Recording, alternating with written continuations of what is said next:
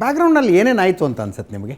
ನೀವು ಪಕ್ಕದಲ್ಲಿ ಕೂತ್ಕೊಂಡಿದ್ದಾಗ ಪೊಲೀಸರಿಗೇನೋ ಫೋನ್ ಬರ್ತಿತ್ತಂತೆ, ಕೆಲವು ಕಡೆ ಗಾಡಿ ನಿಲ್ಲಿಸಿ ಸೈಡ್ಗೆ ಹೋಗಿ ಮಾತಾಡ್ಕೊಂಡು ವಾಪಸ್ ಬರ್ತಿದ್ರಂತೆ, ಯಾರು ಡೈರೆಕ್ಷನ್ ಕೊಡ್ತಾಯಿದ್ರ ಪೊಲೀಸರಿಗೆ, ಇಲ್ಲಿಗೆ ಹೋಗಿ ಆ ಊರಿಗೆ ಹೋಗಿ ಈ ಊರಿಗೆ ಹೋಗಿ, ಈ ಥರದ ಡೈರೆಕ್ಷನ್ಸ್ ಬರ್ತಾಯಿತ್ತು. ಒಂದು ಹಂತದಲ್ಲಿ ನೀವು ರಸ್ತೆ ಮೇಲೆ ಕೂತ್ಕೊಂಡು ಪ್ರತಿಭಟನೆ ಮಾಡ್ತಾ ಇದ್ದ ದೃಶ್ಯಗಳನ್ನು ನೋಡಿದ್ವಿ.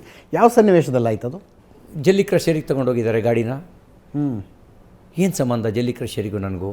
ಅಂದರೆ ಅಲ್ಲಿ ಯಾರನ್ನಾರು ಅಲ್ಲಿ ಮಾಧ್ಯಮದ ಅವರು ಬರದೇ ಇದ್ದಿದ್ರೆ ಜಲ್ಲಿ ಕ್ರಷರಲ್ಲಿ ಏನಾದ್ರು ಬೇರೆ ಸಂಚು ನಡೆದಿತ್ತಾ?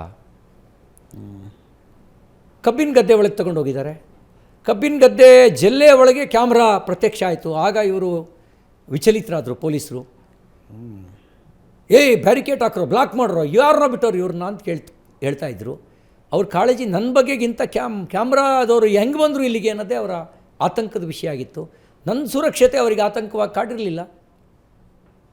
ಎರಡೇ ಪೊಲೀಸು ವಾಹನಗಳು, 6 ಜನ 7 ಜನ ಇದ್ದರು ಪೊಲೀಸರು. ಒಂದು 50 ಜನ ಮಾರಕಾಯ್ದು ಇಟ್ಕೊಂಡು ನನ್ನನ್ನು ಎಲ್ಲಿ ಬೇಕಾದ್ರೂ ಹತ್ಯೆ ಮಾಡ್ಬೋದಿತ್ತು. ನಾನು ರಸ್ತೆನಲ್ಲಿ ಸೇಫು ಅಂತ ಅನಿಸಿತ್ತೋ, ಪೊಲೀಸ್ ಸ್ಟೇಷನಲ್ಲಿ ಸೇಫು ಅಂತ ಅನಿಸಿತ್ತೋ ನಮ್ಮ ಮುಖ್ಯಮಂತ್ರಿಗಳಿಗೆ? ಅಂದರೆ ನಾನು ರಸ್ತೆನಲ್ಲಿರೋದು ಸೇಫು ಅಂತ ಇವ್ರಿಗೆ ಅನಿಸುತ್ತಾ? ಅಥವಾ ರಸ್ತೆನಲ್ಲಿ ಏನಾರು ಆಗಲಿ ಮಾಬ್ ಮಾಡಿದೆ ಅಂತ ಉತ್ತರ ಕೊಟ್ಕೊಳ್ಬೋದು, ಹೀಗಾಗಬಾರ್ದಿತ್ತು ಅಂತ ಒಂದು ವಿಷಾದ ವ್ಯಕ್ತಪಡಿಸ್ಬೋದು, ಆಮೇಲೆ ಒಂದು ಸಂತಾಪ ಸೂಚಿಸ್ಬೋದು ಅಂತ ಕಾಯ್ತಾಯಿದ್ರಾ? ತನಿಖೆ ನಡೆಸ್ತೀವಿ, ನ್ಯಾಯಾಂಗ ತನಿಖೆ ನಡೆಸ್ತೀವಿ, ಇದು ಗುಂಪಿನಿಂದ ಆಗಿರ್ತಕ್ಕಂಥ ಹಲ್ಲೆ, ಹೀಗಾಗಬಾರ್ದಿತ್ತು ಅಂತ ಒಂದು ಆಮೇಲೆ ಒಂದು ಸ್ಟೇಟ್ಮೆಂಟ್ ಕೊಡೋಣ ಅಂತ ತಯಾರು ಮಾಡ್ಕೊಂಡಿದ್ರಾ?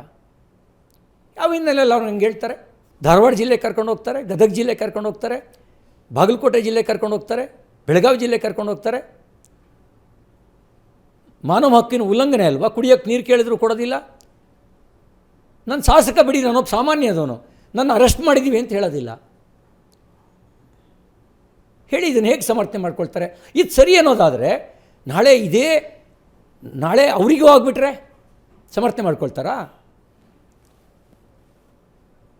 ಕೆಲವೊಮ್ಮೆ ನೀವು ನೋಡಿದ್ದೀವಿ, ಟ್ರಾಫಿಕ್ನಲ್ಲಿ ಪ್ರಮುಖ ನಾಯಕರುಗಳನ್ನು ಸಿಗ್ನಲ್ನಲ್ಲಿ ನಿಲ್ಲಿಸಿದ್ರು ಅನ್ನೋದನ್ನು ವಿವಾದ ಮಾಡಿದ್ದಾರೆ. ಹೌದು, ಟೋಲ್ ಕೇಳಿದ್ರು ಅನ್ನೋದು ವಿವಾದ ಆಗುತ್ತೆ.